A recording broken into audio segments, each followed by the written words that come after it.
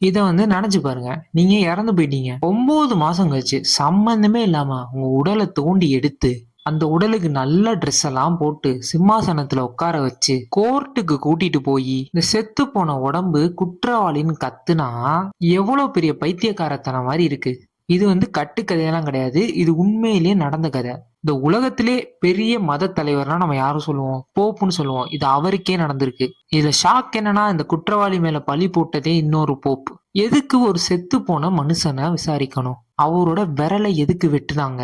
கடைசியில அவரோட உடலை எதுக்கு ஆத்துல தூக்கி எறிஞ்சாங்க? இந்த சம்பவத்துக்கு பின்னாடி இருக்கிற அரசியல் என்ன?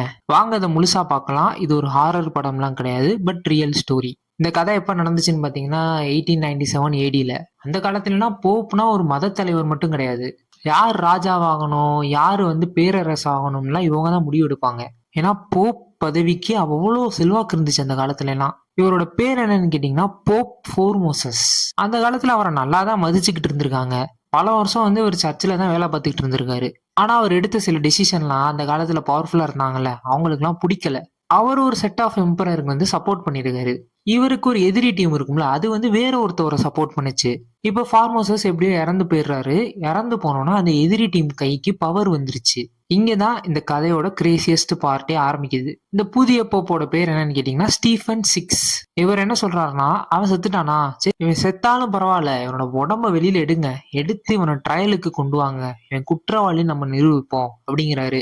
9 மாசமா மண்ணுக்குள்ள இருக்கிற அந்த உடம்ப நோண்டி எடுக்க சொல்றது இந்த ஸ்டீஃபன் 6 தான். அவரை நோண்டி எடுத்து அவருக்கு போப் ட்ரெஸ் எல்லாம் போட்டு சிம்மாசனத்துல எல்லாம் உட்கார வச்சுட்டாங்க. கோர்ட்ல ஜட்ஜ் எல்லாரும் வந்துட்டாங்க. எங்கன்னு பாத்தீங்கன்னா ஒரு டெட் பாடி முன்னாடி. இப்ப உயிரோட இந்த போப் கேள்வி கேட்கிறாரு. ஆனா இவரால ரிப்ளை பண்ண முடியாது. ஏன்னா இவர் தான் செத்து போயிட்டார்ல. சரி இவரால பேச முடியலன்னு சொல்லிட்டு அந்த டெட் பாடிக்கு ஒரு லாயர்லாம் செட் பண்றாங்க. செட் பண்ணியும் அந்த லாயரால திருப்பி பேச முடியல. ஏன்னா அந்த லாயருக்கு இவங்க மேல பயம்.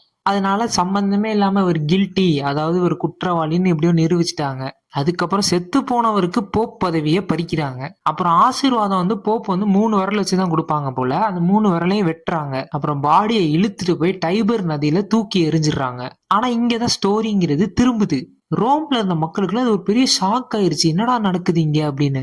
இதெல்லாம் அநியாயம், ரொம்ப ஓவரா பண்றீங்கன்னு சொல்லிட்டு ஸ்டீஃபன் அப்படிங்கிற போப்புக்கு எதிராக மக்கள்லாம் திரும்பிட்டாங்க. சில மாதத்துல இந்த ஸ்டீஃபனை ஜெயிலே புடிச்சு போட்டாங்க. இதுக்கப்புறம் அந்த போப்பு என்ன பண்ணாருன்னா, அந்த ஃபார்மோசஸ் எடுத்துட்டாரு. திருப்பி எடுத்து அவரை நல்லடக்கம் பண்ணி வச்சிட்டாரு. அடுத்து அவர் மேல நடந்த அந்த ட்ரையல் எல்லாம் கேன்சலும் பண்ணிட்டாரு. ஸோ இந்த ஷார்ட் ஸ்டோரியில நம்ம என்ன தெரிஞ்சுக்கலாம்னா, பவர் நம்ம கிட்ட இருக்குன்னு சொல்லிட்டு சம்மந்தமே இல்லாம ஒருத்தவனை கெட்டவனா காட்டுறது என்ன ஆகும்? கொஞ்ச நேரத்துக்கு நடக்கிற மாதிரி இருக்கும். அதுக்கப்புறம் உண்மை வெளியில வந்துரும். உண்மை வெளியில வந்தோம்னா நம்ம தான் கெட்டவன்னு வெளில தெரிஞ்சிரும். இன்னைக்கு இந்த ஸ்டீஃபனுங்கிற போப்ப நம்மளாம் எப்படி ஞாபகம் வச்சிருக்கோம்?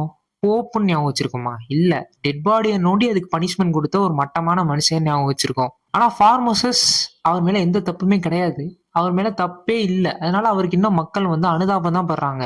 அவரோட பேரு இன்னைக்குமே ஹிஸ்டரியில இருக்கு. நல்ல விதமா.